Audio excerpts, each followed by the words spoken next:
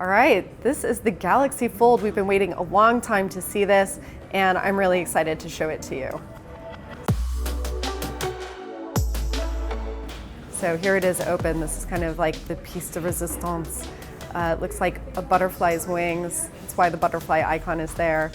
I would say that this feels like a really premium device. I was surprised by that because I know that the interior screen is plastic, and this trim around the edges, the bezel, that's plastic, and there's this big old notch here that you can see when you've got a white screen, and people were not digging that online, but holding it in your hands, it does feel smooth, it feels cohesive, and it's gonna take me a while to get over this opening and closing. Of course, it will be interesting to see how this screen wears over time. If I put my thumb here, I can feel the mechanism behind. A lot of people are wondering, oh, is there a crease? What's it gonna look like or feel like? You know, when I move and navigate through pretty quickly, I can't really tell. I think time will tell as we use this and continue to use it, and for things like gaming or where you're really spanning the entire screen. But of course, you'll also be able to subdivide the screen and use multiple apps. But let's get back to the hardware design. So there is a small 4.6-inch display out here. Samsung thinks that you're not going to really use this a lot. This is more for one-handed use when you're on the go, when you're going to take a quick little photo, maybe even a selfie. First thing I notice right away is that it's small, so it's a little bit hard to navigate. This isn't really something that you're going to want to use all the time. You're going to want to open it up to use the display. There's a big hinge on the side. I actually think it's really nice. It makes it feel sturdy, and it makes the mechanism of folding and unfolding feel really smooth. And you open it up, and there is the 7.3-inch internal display. Let's take a look at the buttons on the outside. Here's your volume rocker right there. This is your power button. This is your fingerprint reader, and also the Bixby button. So it's definitely geared for right-handed folks. There is no headphone jack, but there is a USB-C port. There's a little bit of a hinge right here as well. There's a little bit of an air gap.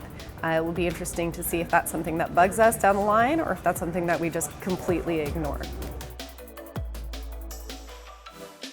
So Samsung did work with Google on something called continuity. That means that when you open it and close the app, what you've got on the outside will show up on the inside and vice versa. But you do have to set it up a little bit. In display, and then continue apps on front screen. Samsung says this is because people are used to closing their phone, and that's kind of like the off mechanism. You close the phone, you're done with the app, right? So if you want to see certain things on the front, when you close the device, like Maps, for example, then you have your choice of doing that. So for example, if we want to open up Maps, there it is on the inside, really big and bright, but I'm walking now, so here we go. And back to the inside. Let's search. I need coffee. Whoa. I did not expect to see this split screen, but I think that's actually probably going to be pretty useful for typing. All right, so there we go. Here's some walking directions. It's a minute away.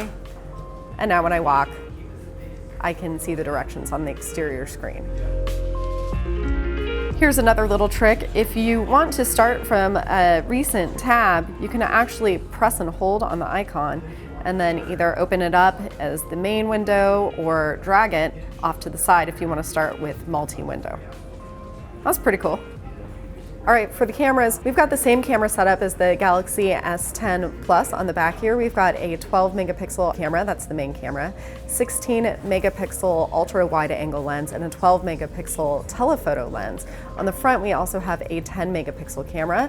Inside, you've got another 10 megapixel camera and an RGB camera.